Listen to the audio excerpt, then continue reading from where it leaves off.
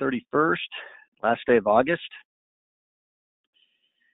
Markets are basically flat today, so there's not a whole lot going on there, but they have been moving for the last week, and so we'll take a look at that. We are kind of inching our way towards that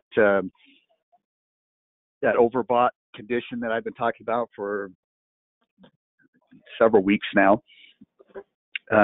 Near term, you can always have some little pullbacks that happen along the way. Those could even be a day or two or three. We've seen that happen over the last several weeks, but overall, the market looks like it wants to go higher and continues to look like it wants to go higher. And I don't think it's yet at that spot where it's overconfident and where you really have to worry about a much bigger correction. Keep in mind, and I've mentioned this for the last couple of updates, that August and September tend to be the most bearish months of the year. Now, August wasn't a bearish month, so you have to worry a little bit with September that there could be a little bit of weakness at some point, and you know, you have to worry a little bit about October as well. Most of the major market crashes in history have happened in October. But there again, October through the end of the year tends to be the more bullish time of the year for the markets, and so kind of what I'm looking at then in that context is that with the markets getting close to these extreme conditions, overbought conditions, that maybe we get a pullback in September, October, and then we rally through the end of the year. So, and by correction, I mean we could have a pretty good sized correction. We're due for a pretty good sized correction after the run up that we've had for the last well, it's been more than a year now, year and a half now. So, but as far as and again, that can change. That's just kind of based on my experience and seeing these cycles over the years, 20 years, seeing this stuff happen. That you know, and where the market is kind of setting up right now. That's just kind of what I'm looking at now. Again, our job is not to be market predictors, and we're trying to be more forecasters. And so there's things that can adjust. We do want to focus on the data and what we're seeing in front of us, but it's not bad to have a little bit of a longer term perspective that you're looking at as well, to help with some of those near term decisions that you're looking to make. What I mean by that is we go down and look at as we look at the direction alerts here, that you know, the expectation that we could have a bigger correction soon or coming up is lining up a little bit with what we're seeing with these indicators as they're starting to get in these extreme ranges. You see momentum is already in the extreme range. Again, it can get all the way to the far right side of that, and it can stay at the far right side of that for a little while. So just because it's in that extreme range doesn't mean that you know, things are going to correct immediately. When all or most of these indicators get in that extreme range, what you start to look for are bearish price action that can start to take place, or divergences that can start to take place. You know, maybe you start to see the Russell 2000 start dropping while the Nasdaq and the S&P are going higher. Little things like that you can start to look for when you get into these extreme ranges. Breadth has been picking up. Remember, breadth has been lagging, and this is probably the last one to get in that extreme range, and it may not. Maybe it gets just in the high range, the far right side of the high range, and you've got momentum and sentiment that are in the extreme range. You know, we'll see how that kind of plays out. The fact that breadth is lagging is a sign of a market top. You're reaching higher highs. Markets are reaching all-time highs, but there's fewer stocks that are participating in that. That's always a little bit of a warning sign that you know, you're reaching kind of the end of the rally. And so we'll continue to keep an eye on that. But it has picked up a little bit with this latest rally. We've started to see the Russell Russell 2000 perform. I've mentioned that many times, that that's a way you can kind of gauge the breadth of the market. Are there a lot of stocks participating?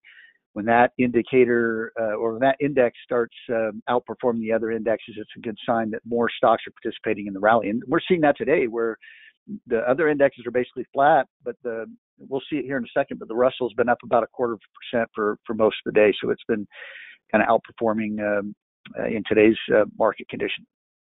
Sentiment is high, not quite in the extreme range, but there is a level of complacency, but not that extreme complacency. And again, that confidence, that extreme confidence that there's no way this market's going to drop.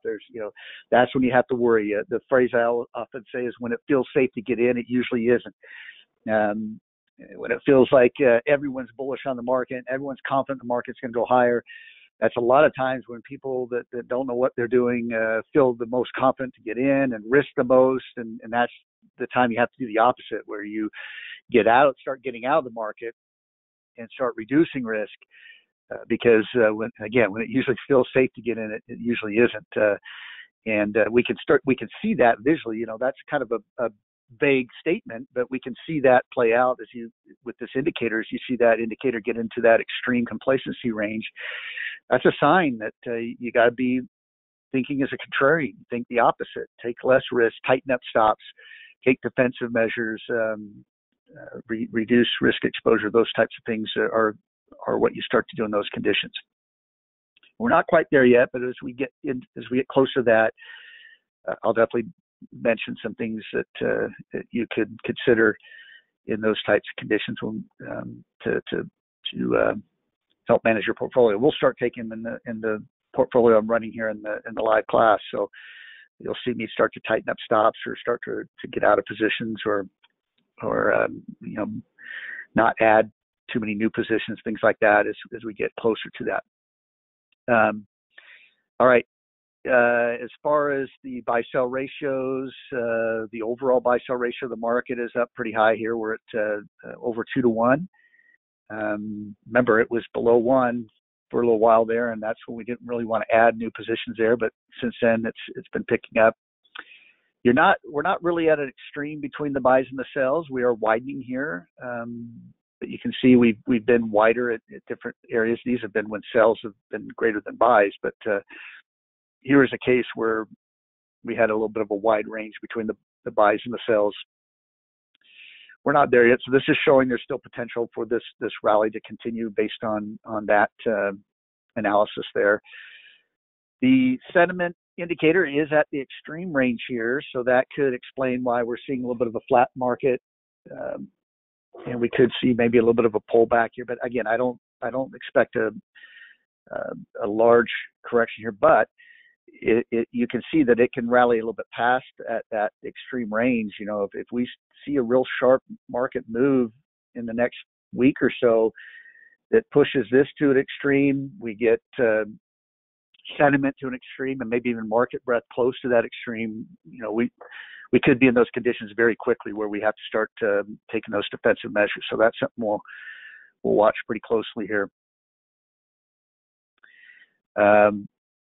So again, when this indicator gets in this extreme range right here, you're not shocked if you get a little bit of a pullback in the market. But again, we're looking at, there's not one thing that's telling us what the market's going to do, nothing can tell us exactly what the market's going to do. But there's lots of different things that we're looking at here. What we're trying to do is kind of piece together the puzzle and analyze the probabilities of what's going on. And with the market still looking like it could move higher, but with that high sentiment reading there, it tells me that, hey, we could see little pullbacks along the way as it continues to move higher, but in the near term, you could see those little pullbacks based on that high sentiment reading. So again, I hope that made sense, but it shouldn't shock you then that you get little pullback days. It shouldn't panic you to start going short or anything like that in the conditions that we're in right now. That could change, like I said, where we could start being aggressively short if we wanted to, but we're not there yet, at least from what I'm seeing. As far as the indexes are concerned, you're starting to see a healthier participation, buys to sells. remember a few weeks ago when the Russell was really underperforming the markets, it was under a 1, meaning that there were more sells than buys.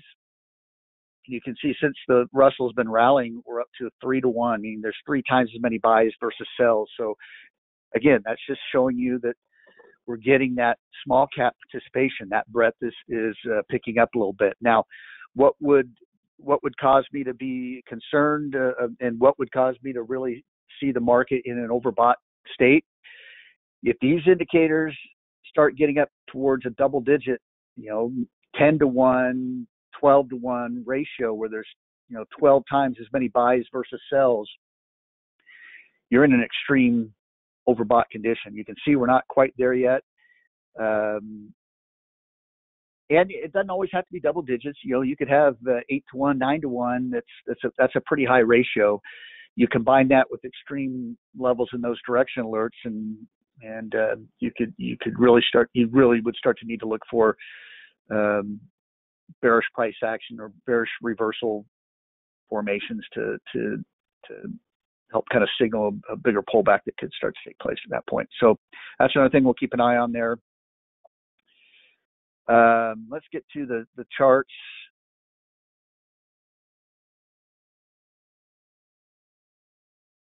And you can see that yesterday we hit a new all-time high in the S&P. Today we're kind of flat today, not really going anywhere. That's normal. Last week we started to sell off a little bit right here. I think that was on the Thursday update, and it looked like it could pull back a little bit further, but it reversed it right away. That Friday it reversed right back up to new high, and Monday continued that. The market is just acting like it wants to go higher, and I don't see anything yet that would tell me that it's starting to panic or get a little bit concerned. We are in the extreme reversal risk up here, but again, this can get all the way to the far right side, and you'd like to see all the indexes get into that level before you start to assume a bigger pullback. The Dow is lagging a little bit here. You're still kind of in the buy range. You're just entering into the buy range here. This still looks pretty bullish to me, though, because this looks a little bit sideways. Remember, one of the things I always teach you, whenever you see a stock moving sideways, you want to pay attention to the direction it was moving in before it moved sideways. That's where it's more likely to move after it's done moving sideways. So it was moving up prior to moving sideways right there. You also have this previous all-time high, which you assume the Dow would break above there before this trend is complete. You could say, well, is that non-confirmation that the S&P is reaching new all-time high, Nasdaq's reaching new all-time high, the Dow is lagging, it hasn't? Could this be leading the way down? You could make that argument, but typically the Dow isn't the one leading the way down. Usually it's the Russell 2000 that starts to peel off and lead the way down first. So, in fact, usually it's the Dow that is at the extreme highs when these bigger pullbacks start to take place. So, but that is something you could look at non-confirmation. If it starts to drop with the Nasdaq going higher, that could be something that would concern me a little bit. But I don't see that in the current price action. That sideways move looks like at some point it'll end up moving higher. But this gets back to not being able to perfectly know when something's going to happen. This is showing that we should ultimately end up going higher. But you could spend the whole rest of the week just in the sideways range before doing that. And so,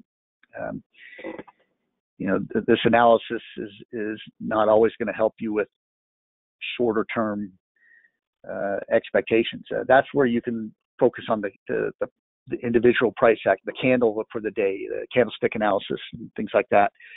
Can give you a better idea of the very near term expectation of what could take place. All right, Nasdaq 100 reached new all-time high. It is at the far right side of that extreme range, but again, it can hang out there for a little bit. And And it could also, what could happen here is we could see it moving sideways, like it's moving sideways today. It could move sideways for a few days, and that could bring that indicator back a little bit. I don't expect it to, I expect it to be close to the right side of this box for a little while, because I think that, we'll start to see the other indexes kind of move into there. So we got the S&P that's in the extreme range. Dow isn't. Nasdaq 100 is at the far right side. And then we look at the Russell. And the Russell will start to get in the extreme range. And a lot of that has to do with the more recent movement. It's really been outperforming the other indexes during this run up right here. Now, one of the things I talked about in the last, one of the last updates, I can't remember if it was last Tuesday or last Thursday, was I felt like here's the new the previous all-time high on the Russell. Well, let me go back. I think it might be actually back a little bit further than that. Let me go to a 1-year chart. Yeah, it's all the way back here in March. But my feeling is that I think we'll reach these extreme conditions in the market. I think the Russell will get close to that new all-time high. And who knows, maybe it barely breaks out to a new all-time high. Maybe you get all the indexes breaking out. But I think what would be strong non-confirmation of the rally would be if it doesn't break out to a new all-time high and then it starts to peel off first, starts to drop first. So if we're already close to the extreme range for all these indexes. We're close to the extreme. Well, we're in the extreme range on one of the direction alerts, momentum, sentiment's not too far away, and Brett is still lagging a little bit. But if we start to see the markets hit extremes and this start to peel off a little bit, you start to see the Russell have bigger down days, that could be an early warning sign that things could start to get ugly pretty quick. So that's something we'll keep an eye on. But again, the fact that it's rallying is helping that breadth number, and as long as it's looking healthy, that breadth is looking healthy, we're going to continue to be bullish on the markets and feel like they can continue to move higher. All right, let's get into some of the other charts here. Bonds, bonds have been kind of all over the place. One of the last things we were looking at, well, first of all, we were looking at this area right here, break out above here or break down below there. We got close to breaking out higher, and that was based off of expecting this to be a bullish ABC pattern. And then we had kind of this move down in bonds last week, and I said we had a little bit of a pullback right here. I said you might be able to look at that as if it was a little bit of a early signal. If it drops below there, maybe it's more likely to work its way down towards these lows. It did dip below there, then came right back above it. What I'm looking at two things right now. I've kind of shifted the focus to this range now. We break above here, that would be more bullish on bonds. If we break below there, more bearish on bonds. This low is still the same because it's a low point of this move. It's also a low point of that move down right here. And another thing is you've got a declining trend line right there as well. So I think if it can break above that declining trend line and get above this high, it would be more bullish on bonds. We'd expect bonds to continue to move up. Bonds are down a little bit today. I think if you can get down below this low right here, it would really signal a possible trend reversal on bonds. Bonds might continue to decline. You could get a little bit of a more bearish feeling on bonds if it drops below that low. But we saw these little minor highs and lows. This one right here that one didn't hold, and you could see it drop below that and just be a smaller ABC pattern right here for going higher. So, but anytime you drop to a lower low of some point, it's a sign of weakness, and so I would tend to be a little bit more bearish on bonds if it dipped below that. But I wouldn't necessarily expect that bonds are in a trend reversal heading down. The bottom line is this is reflecting indecision. Anytime you see a real choppy behavior, it's indecision. Bonds can't really figure out where they want to go right now. And but that's why we're going to focus on these areas. So the key area are going to be these two levels right here. And that will definitely signal the stronger probability, next probable direction. Breaks above here, more like it. Bonds go higher. Breaks below here, more like it heads lower. We're going to see kind of the same thing with gold and the dollar. The key area that we've been watching on gold has been this high right through here, because so here's the last drop. So we're going to take that low and this high lines up with these other two highs right here. So that's significant. If it breaks above there, very bullish on gold at that point if it can break out above there. Had a really big move Friday. Last couple of days, gold's been kind of moving sideways here, but it looks like it's wanting to go higher. It looks like it's more likely to end up breaking above here. But so I would say that's where the stronger probability shift takes place. So if you're looking to enter into gold, that would be probably a better place to be more confident that gold can move higher.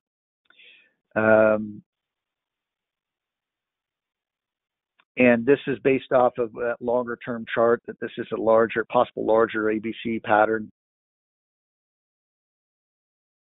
We can zoom out real quick to see that on like a 2-year chart.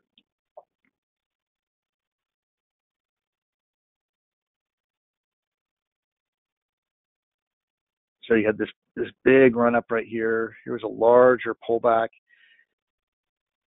This looks like it could have been the start of a larger move up, and this being a larger ABC correction. But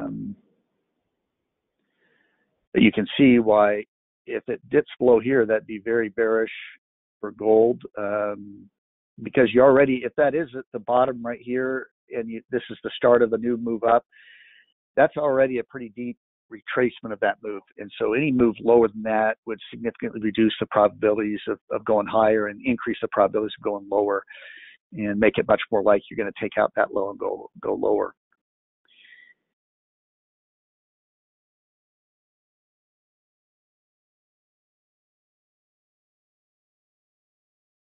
And there's been some arguments out there as to why gold isn't really taken off in a big way. There's all the talk about inflation and inflationary pressures, but the concern right now, and you probably heard a little bit in the news, is the concern is with growth.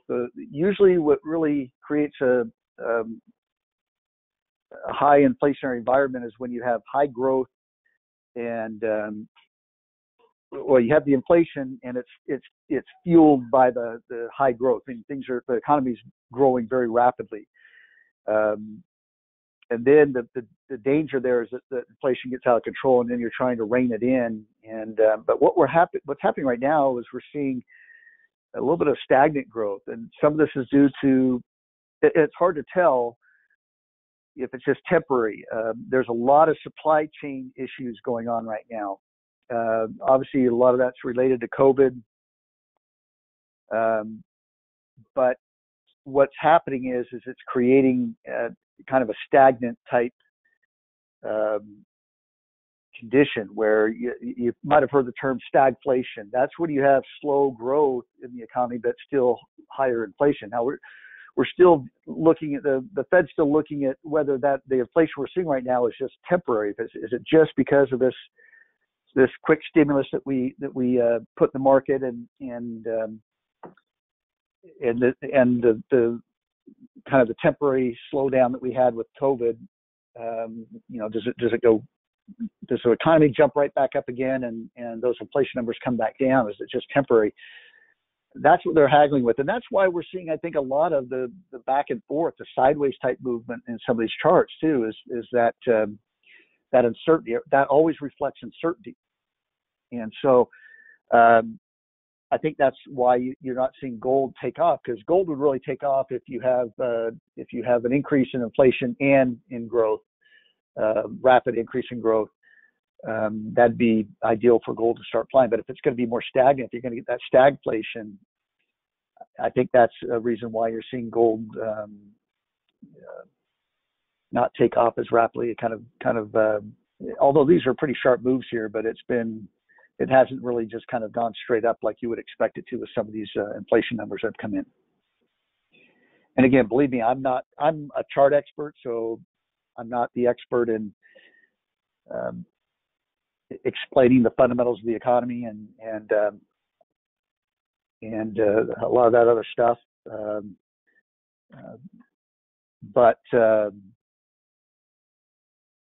But that's kind of how I'm viewing that why gold hasn't really started to take off and fly right here with those inflation numbers that have come in. All right, oil, kind of the same thing. Although oil, what we were looking at here was this move down, and we've broken out above that. So I would assume oil is looking a lot more bullish. At least the probabilities are looking a lot stronger that oil will continue to move higher as we've broken out of that range. And it's barely broken out, but that's enough to where I would assume that it could continue to move higher there. It has moved pretty rapidly in the last couple of weeks, so you could see a little bit of a pullback at some point. So just because we're saying the trend is looking more bullish on oil doesn't mean run out and go buy all oil stocks right now because it's guaranteed to go higher. You could get a little bit of a pullback right there. In fact, if you are looking to enter into oil stocks, that'd be ideal, is to wait for that little pullback. Does it look more choppy and sideways? Because this definitely looks impulsive. So we got impulsive down, impulsive up. That's what you see typically at a bottom, that type of trend behavior. What would kind of confirm that or increase the probability of that bullish reversal was if we start to move a little bit more choppy, more sideways, have a little bit of a correction right here. And that would make it more likely that once that correction is done, that you might have another impulsive move up and continue to trend up. What would add a little bit more confusion is if we have impulsive down, impulsive up, and then impulsive down. That would cause me to be a little bit less confident in the direction of oil at that point. And that happens. We've seen that happen a few times. We saw it happen recently in oil right here. You got this impulsive move down, this impulsive move up.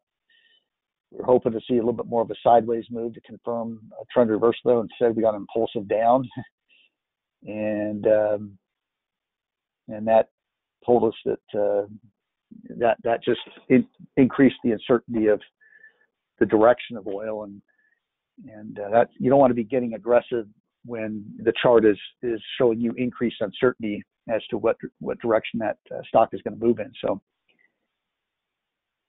all right. The dollar, what we were looking at here when it broke out was obviously this high and this low. We came back down, had the big move down on Friday. Today's intraday low did dip below that, so we did go to a lower low right there, and so that increases the probability that the dollar is going to continue to drop. Obviously, though, it's had a little bit of a bullish reversal candle today, where it opened lower, it gapped down, and then it looks like it's going to close higher than where it opened. So you could get a little bit of a bounce, a short-term bounce there. Now that we have gone to a little bit of a lower low, this high would be your target point to get bullish on the dollar.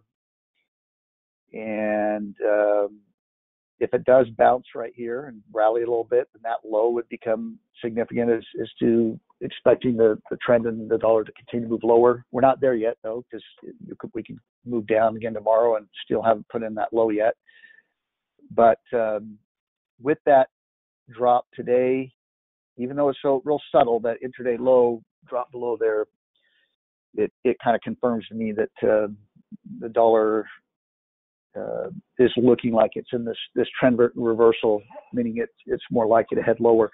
And that's also bolstered by the oil and gold charts. Remember, commodities and the dollar tend to move in the opposite direction. Not always, but with those charts looking more bullish, the dollar looking subtly more bearish, that would make sense and increase the probability that the dollar should continue to move lower. And that could change, and will change if we see it start breaking above levels here. But that would be my outlook on the dollar. The VIX, not really signaling anything today. With the S&P being flat, the VIX is basically, just kind of flat today as well. Not really signaling any sort of thing we have to worry about. Remember, I told you about the VIX. It's not telling you something every day. We want to pay attention when it's doing something unusual, like moving up with the S&P moving up or moving down when the S&P is moving down. It should be moving in that inverse relationship.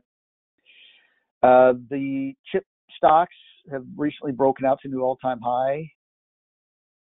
They pulled back a little bit today, but they've been on a pretty good run, so it's not too worrisome that they're pulling back a little bit today. But that's showing some strength. That was one of the things we wanted to see some confirmation of. They had been lagging, and now they're breaking out to new all-time highs. That's a good bullish sign for the market, or particularly for the Nasdaq. You like to compare that to the Nasdaq 100. Transports, though, have been really lagging. They do have this higher low right here. We've been waiting for them to kind of break out to a higher high. Instead, we've been moving more sideways. I think this could be a little bit of that reflection of the supply chain issues that are going on, and some of you might have heard about that your Christmas shopping might not be that fun this year because there's not as many the products being able to get to market. You probably notice if you've been in stores that stores are out of a lot of items. It's been one of the most frustrating things for me I tend to like to get my grocery shopping done in one trip, but you find that half the items you need are there one day and you have to come back another day to see if they're back on the shelf, and it gets a little bit frustrating. But I think that's a little bit of what we're seeing reflected here in the kind of stagnant movement of the transports. Although a lot of the transports are making money. I mean, as far as the shipping companies, they've been able to increase their rates because of the shortages, triple and quadruple the rates they normally charge. But they're also making fewer trips, that there's fewer products available, or with those supply chain issues there. So I think we're seeing a little bit of that uncertainty show up here in the transports. That's something to keep an eye on. If you see these start to make another move down and the Dow rallies to a new all-time high, that could be a little bit of a warning sign that we'll keep an eye on in the next few weeks. All right, so that wraps up. Real quickly we had the Bitcoin one too. Bitcoin still looks like it's wanting to go higher high recently. It's pulled back a little bit. That could end up being a higher low. Down a little bit today, but otherwise still looks like it's wanting to go higher. All right. Before we look at the portfolio, I only have a couple of stocks I want to point out here for that we could add to our watch list. Conglomerates are at the top here. Let's take a look at those. There's one I found that looks pretty interesting. LXU right here, 94 strength rank. Let's switch this over to signals here. I like the recent breakout here, and then it's kind of pulled back, a little bit of an ABC pullback. This looks corrective. We could wait for that to go back to a buy signal there. So we'll throw that one in the watch list.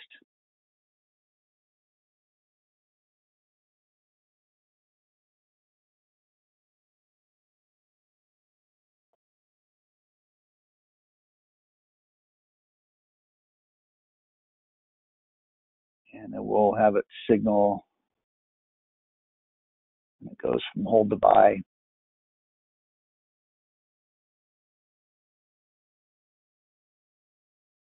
And another place I looked was just in the muscle stocks under the new buys. I was just looking to see if there's anything that was maybe signaling something that we could get into right away. I don't know if I'm going to add that, but this LEDS right here, 92 strength rank, so the strength rank's a little low. But this was looking like it had a major drop, and it looks like it's just maybe starting to move up the right side. I might want a little bit more confirmation on that. It did give a buy signal, though.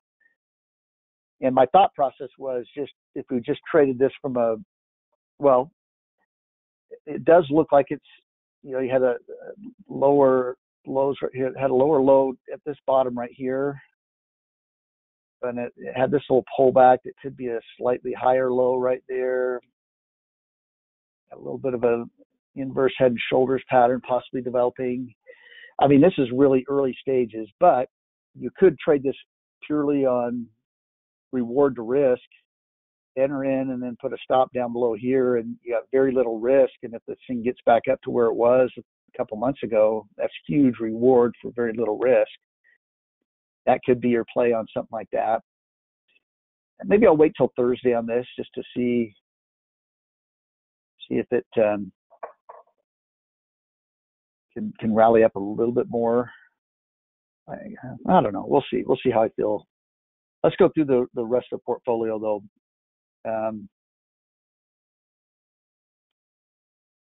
Because we're kind of looking like we're in the later stages of the rally, we have about 33,000. Oh wait, in the right one. Yeah, 33,000 cash available.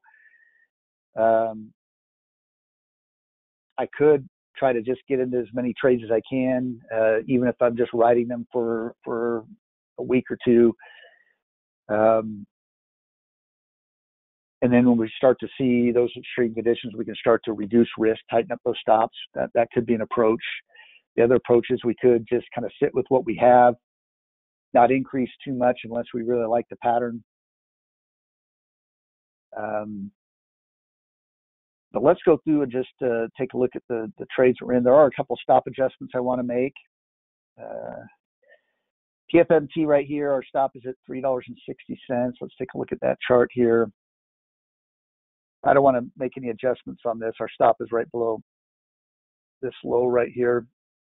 Now, if we can rally, this is a little bit of a pullback right here. If we can rally back up to this breakout area, I'll move my stop right above this little area right here. But since there's still potential that this thing could, come back down and still go higher, I'm going to just leave that stop right there. I don't see any reason to adjust that one yet. Now, keep in mind, though, if we start to see those conditions get extreme, I have no problem just moving that stop up to as close as I can get it, because I want to be able to lock in some profits off of this run that we've been in, and we'll really start feeling more comfortable when our stops are above our entry price, because then you have very high probability of holding on to some gains from the trade.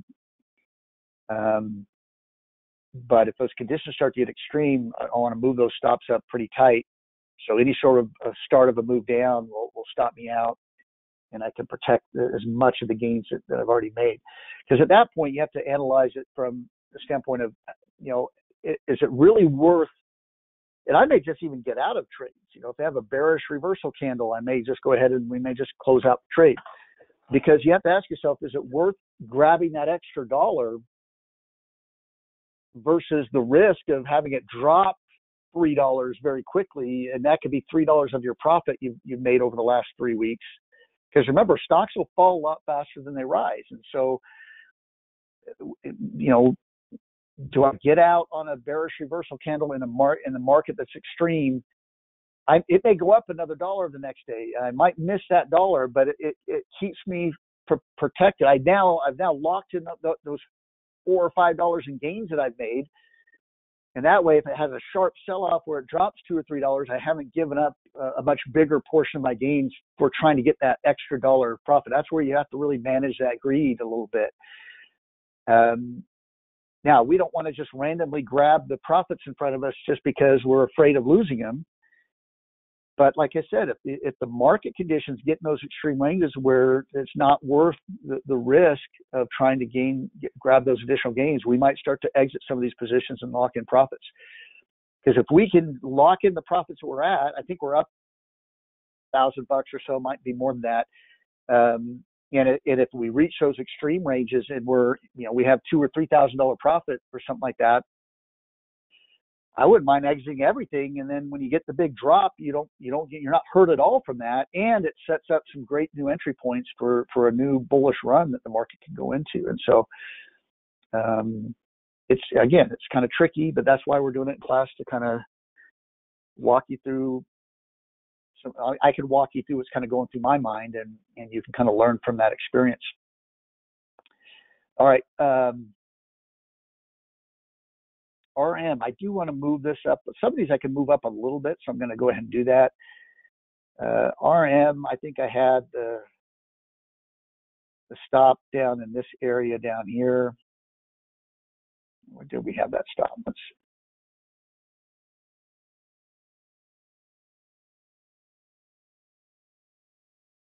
Yeah, we had it 50, which was down this area right here. Now that we've kind of moved up off of that, we're about to break out right here. I'm going to move it right below here,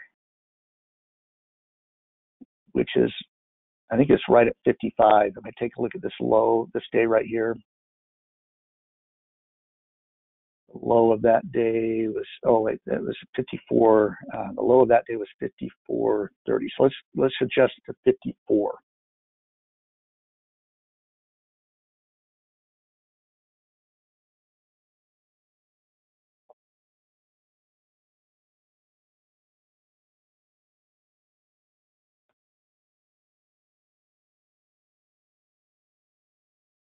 Now, the good thing about this one is we got in at 51. Our stop is now above where we got in. That's where we want to be. Now, we just don't want to randomly do it, but if we can get a nice little support area to move that stop up and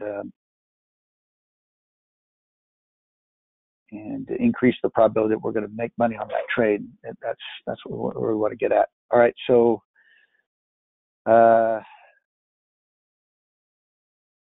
let's look at some of these others. MSTR, I don't think I'm going to do anything with this one. Our stop is right below here. And, we're still kind of pulling that. Now, if we can rally up closer up to here, then I'd move my stop right up into there. And another thing, too, is that I might start to move stops up based on, previous resistance areas as well. That looks like might start to rally off of what used to be resistance back here. There is one that I'm going to be adjusting a little bit closer here in a second, off of a previous resistance level.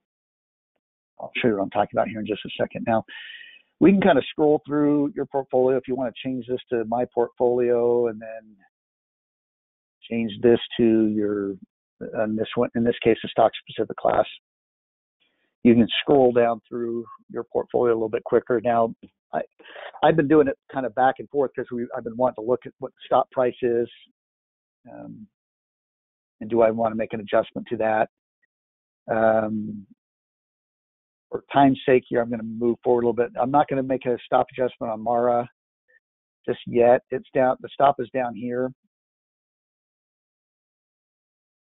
But if we start to get into those extreme conditions, I could use this previous high right here and tighten it right up to that previous high. And that's what I might look to do. And even if this does move a little bit higher over the next couple of days or so, I might consider doing that on Thursday. We'll see how that looks. I don't see a rush to have to move that up just yet. Now on ASPN, I do want to move my stop up on this one. Our stop on ASPN was $33.50,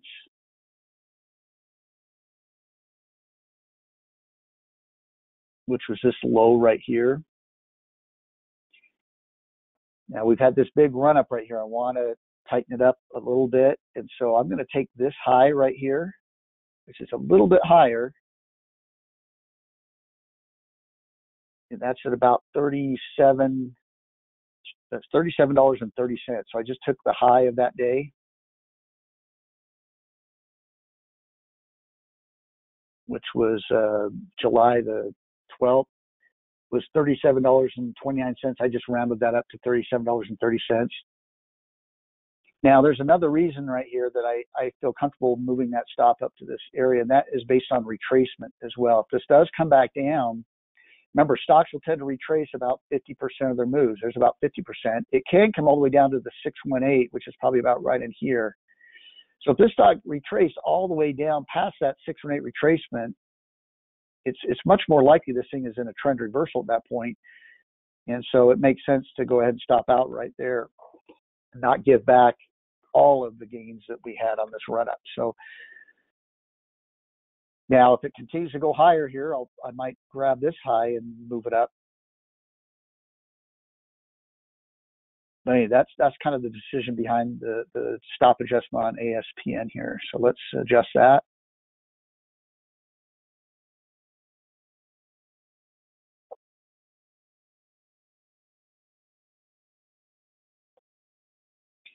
I understand that some of you, may not have a lot of charting experience, and it may seem like some of these decisions are random, but that's why you want to increase your knowledge of charts, candlestick analysis, chart patterns, because once you learn all the stuff, you can use all of it in making decisions. You can draw on it to make really individual decisions on the charts you're looking at, and it really can increase your effectiveness if you can get some of this down. Obviously, some of you may not be at that point yet, but that should be motivation to continue to learn. And if you can't, if all you do is just use previous lows, meaning that maybe you start out right here and you had your stop down below here, and then it pulled back and moved higher, and you moved your stop up here. That's real basic. If you can just use that to start off with, use it. It's an effective stop loss technique. But I just want to show you with some of these things, some of these decisions I make, I try to explain why I'm making it so that you can learn some of these same things and incorporate them into your trading. Whether you use them or not is up to you, but at least it's nice to learn about them. It's nice to have additional weapons in your arsenal. All right.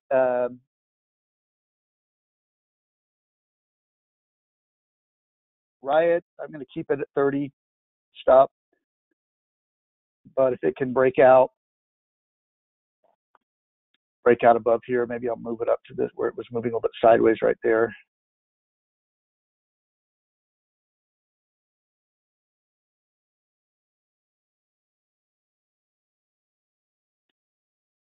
STKS, I'm going to leave that at $9.55, which is this low right here. Again, it's had this little pullback. If it can work its way back up to this high, close to that high over the next little bit, I'll look to adjust that stop up to that low.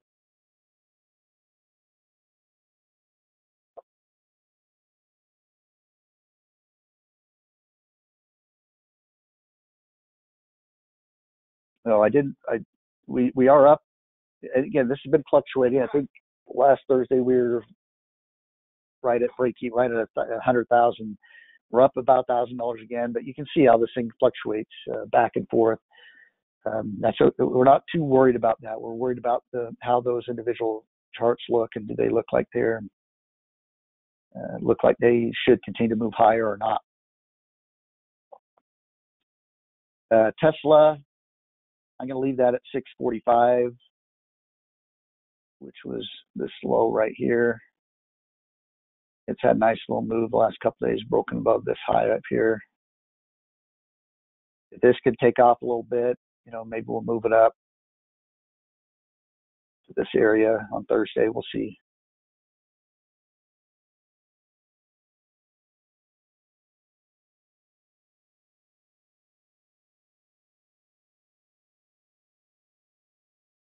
DDS, our stop's at 185, and that's right in here, and we're getting a little bit concerned.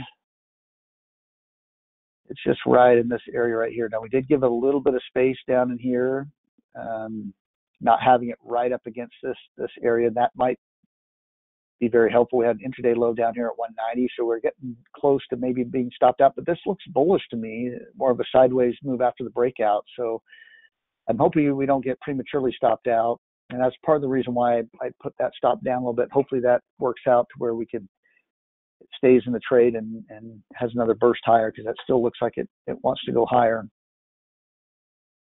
But I'm not going to move my stop down. You just can't get in that habit of moving stop. If you start moving stops down, then it really defeats the whole purpose of a trailing stop.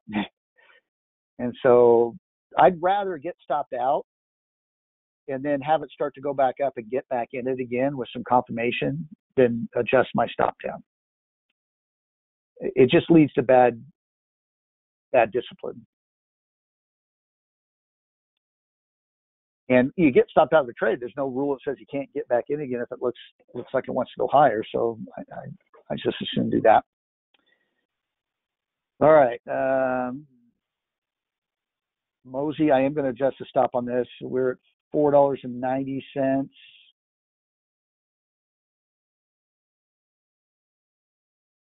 We're down here. We are down below this low right here. I'm not going to make a big adjustment here, but because we've broken out, I'm going to adjust it to this low right here. Again, it's not a big adjustment. It's going to be at $5.05. I just took the low of this day right here.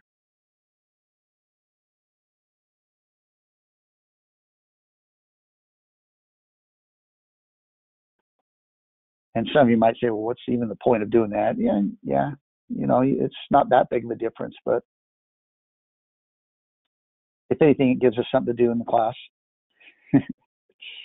All right, so change it from 490 to 505, and it can give us a chance to make it or lose a little bit less. We're not above our entry price yet, but lose a little bit less than we might have if it went to below the other low. Because if it gets below this low, it's probably in bad shape.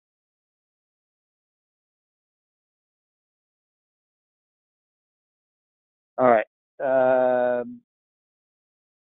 CAN, I'm not going to do anything with. It's still too close to its stop. I had to stop down here. If we can break out, though, I'll move the stop right up to there, and that could happen by Thursday.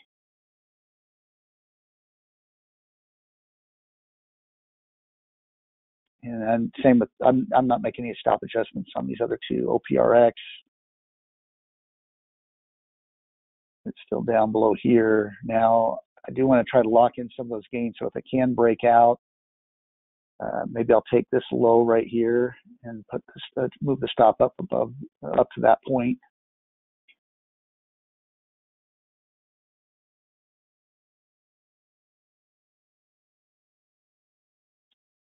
But I mean, these charts are still looking good. And TLA, I'm not going to make a stop adjustment on this one because it's still kind of in the sideways range. Our stop is down below here. It can break out though, get back up to this high. I might move it up to that low right there.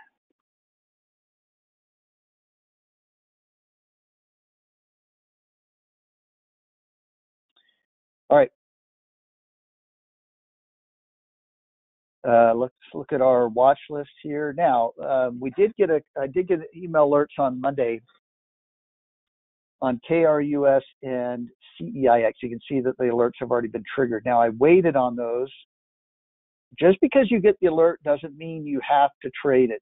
On some of these stocks and these watch lists, I've mentioned many times, we want to set the alert, but we always reserve the right to reconsider. And on KRUS on Monday, so we got the alert on Friday, or the turn to a buy signal on Friday. But here's how it looked yesterday. It tried to open higher, dropped lower, went back to a hold signal. So I thought, well, why not wait till class? We can look at this again to see if we like it. And then it's down a little bit again today. I'm going to hold off on this one because if it could, now this could be a little bit of a correction right here, which would be bullish because you have this sharp run up right here. If this goes back to a buy signal tomorrow, then I'm going to put the alert back on because it'll trigger a buy alert for Thursday when we have our class. And maybe if this is starting to move back up again, maybe we go ahead and jump in that. Okay. So I'm going to just put the alert back on again.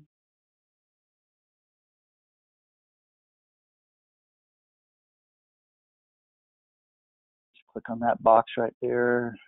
Email me when this goes from hold to buy. And then now on CEIX, we're still a buy signal. I held off on that one too because it had a down day yesterday, but it's back up a little bit today. This one I had a question mark. I was going to wait to while we're in class to decide on that. I'm still going to wait on that one here for a second. I do want to go. I don't have time to go through the whole watch list, but there is one that we can consider that went to a buy HOV right here. It was a construction stock. It's going to give me the email alert tonight. But it's breaking out. Again, I like the potential inverse head and shoulders pattern. Here's your neckline. We're breaking out the neckline. I really like this one, so I'm going to go ahead and get into this.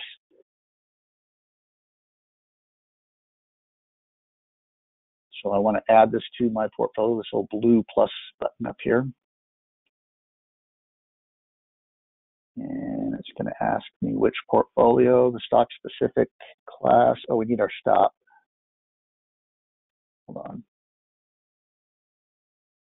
Cancel this real quick. I'm going to start my stop right below this low right here, which would be about 90. It's $93.18. So let's just say $93, just a little round number there to start our stop. All right, so we're going to add this to stock specific class, stop price at 93. What would 100 shares too much? That'd be 1.8% risk. So let's do 60. Yeah, that's about right. 1% risk there. All right, so we'll do 60 shares. Let's purchase and go to my portfolio.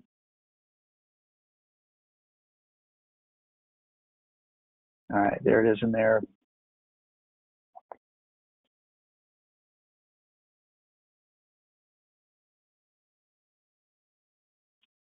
I'm going to go ahead and add, I'll go ahead and add that CEIX. Well, let me look at the chart again real quick.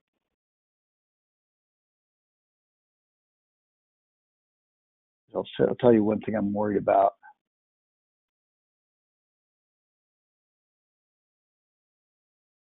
Here's the breakout right here. It could pull back a little bit further before breaking out, or you could wait for it to break out.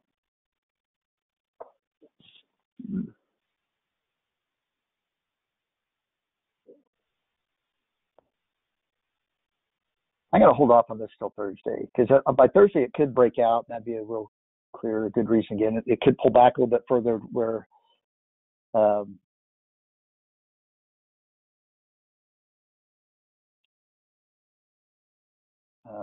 it might be a little bit better entry. So in other words, if it does pull back a little bit deeper right here, we could get a little bit better entry down there. But it could go back to a hold signal too. So I'm going to put that off till Thursday. I don't feel a reason to just jump into that. All right. I think that's it.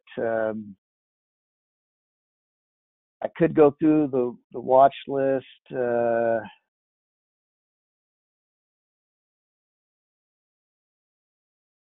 could look at it real quick here.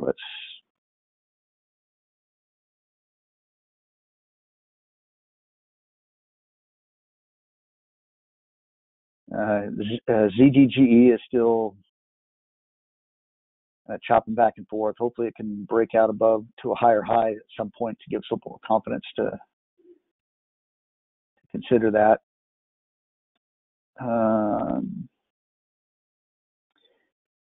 BT starting to move up a little bit, but it's not yet a buy signal, so we're just still kind of keeping an eye on that one. BNTX. Now this is what can happen sometimes. You get that first move down, it starts to move up. That ends up being kind of that suckers rally. This could be A, B, and you're getting wave C. This could probably drop down a little bit further. I'm going to keep this in the list because if it does drop down a little bit further and starts to move up, that'd be a good entry point. We did that on, I can't remember which stock that was, but we did that on a previous stock where we kept it in the watch list and had a pretty good entry on it as it started to move back up. KRUS, going to wait till Thursday on that one. SGOC, again, it's still kind of working its way up. Wait for it to go back to a buy signal.